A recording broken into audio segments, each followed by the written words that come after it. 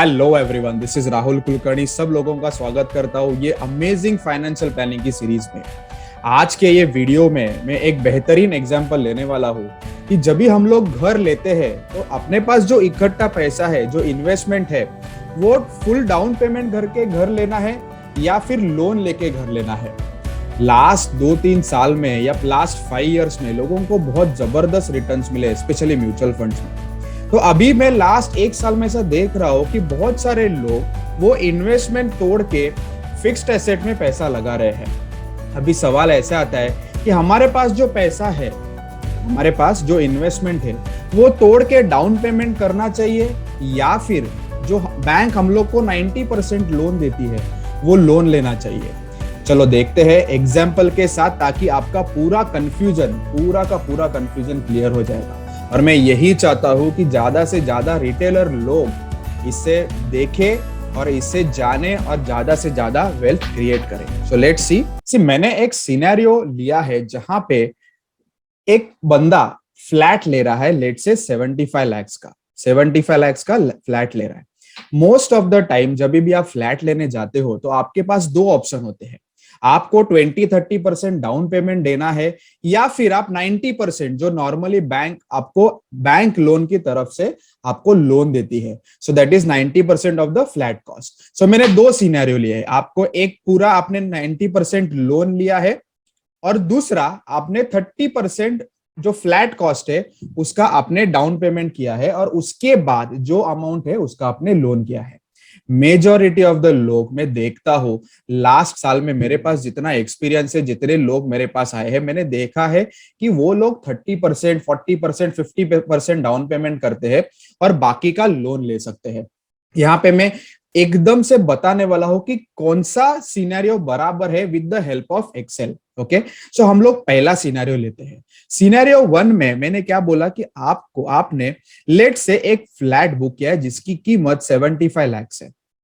अभी 75 लाख में से आपको बैंक लोन देता है मैक्सिमम 90%। सो 90% ऑफ 75 हो जाता है 67,50,000। इतना ही बैंक देता है। सो जो डिफरेंस है फ्लैट कॉस्ट और बैंक लोन का, वो तो आपको भरना ही है। अभी ये सिनेरियो बताने के पहले मैं आपको बताना चाहता हूं कि मैं अज्यूम कर रहा हूं मेरे पास 30 लाख का इन्वेस्टमेंट है। मेरा एज है 30 साल है। मेरे पास 30 लाख का इन्वेस्टमेंट अवेलेबल है और मैं 75 लाख का फ्लैट ले रहा हूं। उसमें से 90% मेरा बैंक लोन हो रहा है। तो जो रिमेनिंग अमाउंट है 7.5 लाख, वो मैं एज अ टोकन में बिल्डर को दे रहा हूं फ्लैट बुक करने के लिए।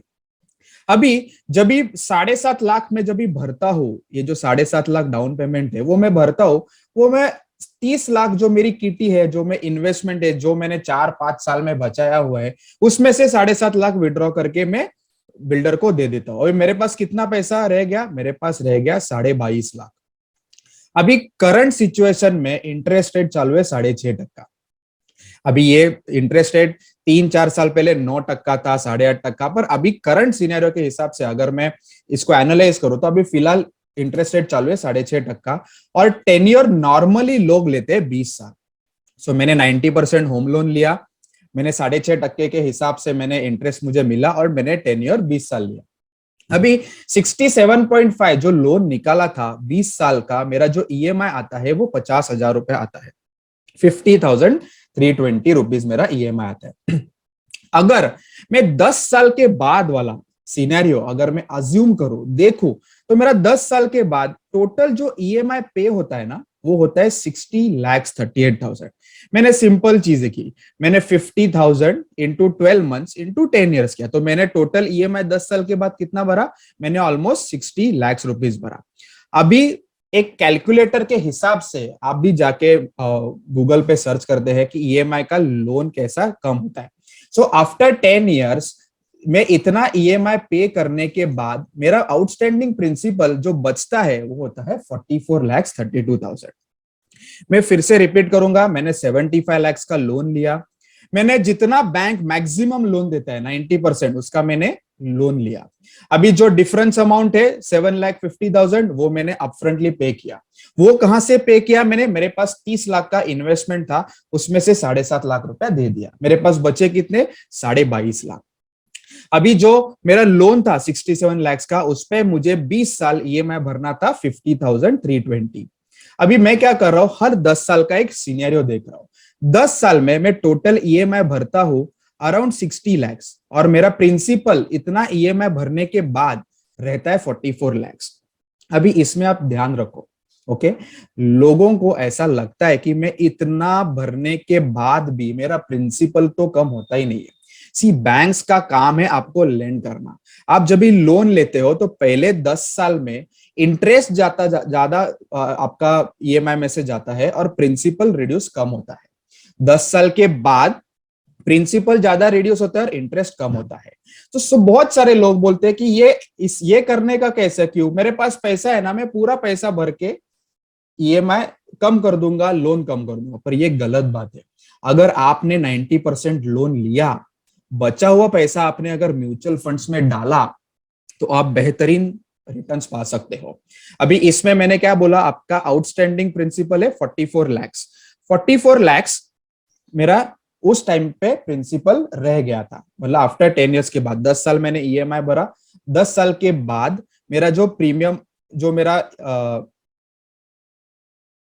मेरा जो प्रिंसिपल बचता है वो है 44,32,000। अभी मेरे पास जो 22 lakhs बचा था, वो मैंने क्या किया ना, जैसे मैंने बिल्डर को दे दिया था, मैंने वो 22,50,000 मैंने म्यूचुअल फंड में जैसे इन्वेस्टेड था वैसे रहने दिया। अभी अगर मुझे 10 साल में वो 22,50,000 अगर 12% रिटर्न देता है, माई 22 lakhs बिकम ऑलमोस्ट 70 lakhs। और मुझे अगर 15% रिटर्न मिलता है तो इट बिकम्स 91 लाख। यहां पे मैं ये बताना चाहता हूं, आपके पास जो पैसा है वो आप इन्वेस्ट करो ऐसी एसेट में जहां पे आपको 10-12% का रिटर्न मिल रहा है। इससे एक चीज, सबसे बेहतरीन चीज है, आपके पास पूरे टेन्योर तक लिक्विडिटी रहेगी। यानी कभी इमरजेंसी आ गई तो आप 22.5 लाख में से कुछ पैसा निकाल सकते हो। ऐसा हम लोग सोचते हैं, ऐसा सोचते हैं कि वो 22.5 लाख आपको आपने इन्वेस्ट किया और आपको कुछ इमरजेंसी नहीं है। तो 10 साल बाद आपका जो वैल्यू है 22.5 लाख का, वो अगर 12% के हिसाब से बढ़ा तो 22,50,000 का हो जाता है 70 लाख। 15% के हिसाब से हो जाता है 91 लैक्स। आफ्टर 10 years आप पूरा का पूरा प्रिंसिपल यहां से वाइप आउट कर सकते हो। यानी आपका 91 लैक्स लेट से हो गया है, आप 91 लैक्स में से 45 लैक्स जो बचा है वो बंद करके आप पूरा होम लोन बंद कर सकते हो। इससे क्या होगा, आपके पास और 47 लैक्स रहेगा। कैसे 47 लैक्स? 91 लैक्स माइनस 44 लैक्स, यानी आपके पास तो भी नेट गेन आपका होगा 47 लैक्स। लोगों को ये कैलकुलेशन समझता ही नहीं है। लोग क्या करते हैं, लोग सिनेरियो 2 जो मैं अभी बताने वाला हूं वो करते हैं। लोग क्या करते हैं, 30% डाउन पेमेंट करते हैं ताकि मुझे ना ईएमआई का बर्डन नहीं आना चाहिए, ईएमआई में बहुत इंटरेस्ट जाता है। बॉस, आज आपको बैंक सिर्फ 6.5% पे इंटरेस्ट दे रहा है। जितना पैसा बचा सकते हो उतना बचाओ, म्यूचुअल फंड में डालो। ये आगे वाला 10 साल है ना, ये म्यूचुअल फंड का है। मैं हर वीडियो में बता रहा हूं, mutual fund is not a luxury anymore, it has become a necessity. यानी 10 साल आपने अगर आज इन्वेस्ट नहीं किया तो आने वाले टाइम में आपको बहुत ऐसा महसूस होगा कि आपने क्यों नहीं इन्वेस्ट किया, क्योंकि महंगाई बहुत बढ़ रही है और इमरजेंसी कभी भी आ सकती है। तो पैसा अपना 10-12% से बढ़ना चाहिए। तो ये सिनेरियो में मैं आपको एक्सप्लेन करूंगा कि फ्लैट आपने 75 लैक्स का लिया, पर यहां पे जैसे पहले सिनेरियो में आपने लोन 90% का लिया था, यहां पे मैंने क्या किया, मेरे पास 30 लाख पड़ा था ना, उसमें से मैंने 30% डाउन पेमेंट कर दिया रिस्क कम करने के लिए। तो मैंने 22,50,000 अपफ्रंट बिल्डर को दे दिया। मेरा लोन अमाउंट रह गया 52 लैक्स। 52 लैक्स 50,000 का मैंने लोन निकाला, सेम 6.5% के हिसाब से 20 ईयर्स को। अभी यहां पे मेरे पास दो चीजें होती है। एक तो ये जो डाउन पेमेंट करने के बाद मेरे पास 7.5 लाख रुपया बच जाता है। 30 लैक्स थे मेरे पास, उसमें से 22.5 लाख रुपए गए, मेरे पास बच गए 7.5 लाख। ये 7.5 लाख अगर 12% के हिसाब से मैं म्यूचुअल फंड में डालता हूं और मुझे 12% मिलता है, तो 7.5 लाख के हो जाते ऑलमोस्ट 23.5 लाख, और 15% के हिसाब से हो जाते 30,34,000 रुपया। अभी दूसरा चीज, जैसे मैंने लोन कम लिया है तो मेरा ईएमआई भी कम हो जाएगा। मेरा ईएमआई 39,000 हो गया। अभी पहले सिनेरियो में मैं 50,000 भर सकता था, पर मेरे पास पैसे का पावर था, मेरा दिमाग लगाया, मैंने 30% डाउन पेमेंट कर दिया, तो मैंने 50,000 का ईएमआई हो गया 39,000। मेरा 11,000 रुपए का सेविंग हो रहा है। ओके, अभी ये 11,000 का पैसा मैं किसी लाइफस्टाइल एक्सपेंसेस में नहीं डाल रहा हूं, मैं इसका 11,000 का एसआईपी कर रहा हूं। अगर मैं 11,000 का एसआईपी करूंगा, 12% अगर मुझे रिटर्न मिलेगा 10 साल में, तो मेरा 11,000 का SIP every month for next 10 years will give me 25 lakhs at 12%।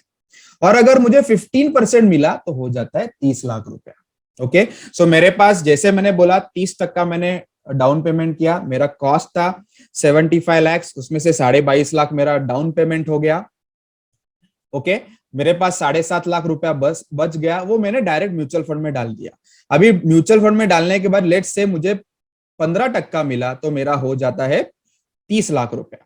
अभी जो मेरा ईएमआई में सेविंग हो रहा है 11,000 रुपया, वो भी मैं कहां पे भी नहीं डाल रहा हूं, मैं उसका कंपलसरी एसआईपी कर रहा हूं, उसका 15% के हिसाब से हो जाता है 30 लाख रुपया। यानी मेरे पास नेट हो जाता है 60 लाख रुपीज। मेरा नेट हो जाता है 60 लाख रुपीज। अभी जैसे मैंने पहले सिनेरियो में आफ्टर 10 इयर्स क्या हो जाता है, इसका एक उदाहरण लिया था, तो यहां पे आप देख सकते हो कि मेरा प्रिंसिपल बचता है 44 लाख रुपए, और यहां पे बच जाता है 34 लाख रुपया या 34.5 लाख देखो। अभी मेरे पास 34.5 लाख रुपया बचा, और मेरे पास टोटल एसेट 10 साल में हो गया 61 लाख। तो मेरा कितना बचता है, ऑलमोस्ट, अगर मैं इसका कैलकुलेशन करूं तो मेरे पास, मेरा 10 साल के बाद मुझे और भी इतना ये प्रिंसिपल भरना है, और मेरे पास कितना बचा है, 60 लाख। लेट से मैं 10 साल के बाद ये पूरा लोन उड़ा देता हूं 60 लाख में से, तो मेरे पास बचता है 26 लाख रुपया, और ये केस में मेरे पास बचता है 47 लाख। इससे मैं क्या कहना चाहता हूं, आपने अगर देखा रहेगा तो मैं यहां से कहना चाहता हूं, हमेशा हमेशा आपको बैंक लोन 90% लेना है। आपके पास जो इन्वेस्टमेंट है वो आप म्यूचुअल फंड्स में डालो। सी, लोग ईएमआई को डरते हैं, आज आपको 6.5% के हिसाब से इंटरेस्ट से आपको लोन मिल रहा है, और म्यूचुअल फंड आपको 10, 12, 15% दे रहा है। यानी जो गैप है म्यूचुअल फंड रिटर्न और बैंक लोन का इंटरेस्ट रेट, उसमें ऑलमोस्ट 5-6% का रिटर्न है। तो दो चीजें यहां से हासिल होती है, एक तो है लिक्विडिटी, आप कभी भी, आपके पास अगर पैसा है तो आप कभी भी बीच में भी लोन क्लोज कर सकते हो। दूसरा चीज है, आपके पास, अगर मैं कंसिडर करूं तो 10 साल के बाद में अगर लोन भी अगर मैं इसको क्लोज करूं, मैं इसको लोन क्लोज करता हूं, तो भी मेरे पास नेट सेविंग हो जाता है। यहां पे मैं अगर लिखूं नेट सेविंग्स, तो मेरा हो जाता है 91 माइनस 44 विच इज 46 लाख। और यहां पे मैं अगर देखूं तो मेरा नेट सेविंग हो जाता है ओनली 26 लाख। तो आपको याद रखना है, हेंसफोर्थ मैंने आपको सिखाया है कि जब भी आप फ्लैट लोगे तो आपको 90% होम लोन लेना है, और आपके पास जो पैसा है वो म्यूचुअल फंड्स में बढ़ाना है। अगर आपको ये वीडियो अच्छा लगेगा तो please do subscribe to my channel. मैं चाहता हूं कि ये वीडियो बहुत लोगों के पास पहुंचे, क्योंकि मैं देख रहा हूं कि लास्ट 1 ईयर में बहुत लोग रिटेल में, मतलब फिक्स्ड एसेट बाय करने के पीछे पड़े हैं। See, I am not against buying a flat, I am against using your investment for down payment. आप वही पैसा म्यूचुअल फंड्स में डालो, ताकि आपको ही 10 साल के बाद पता चलेगा कि कितना पैसा बढ़ा है। Thank you very much friends, thank you.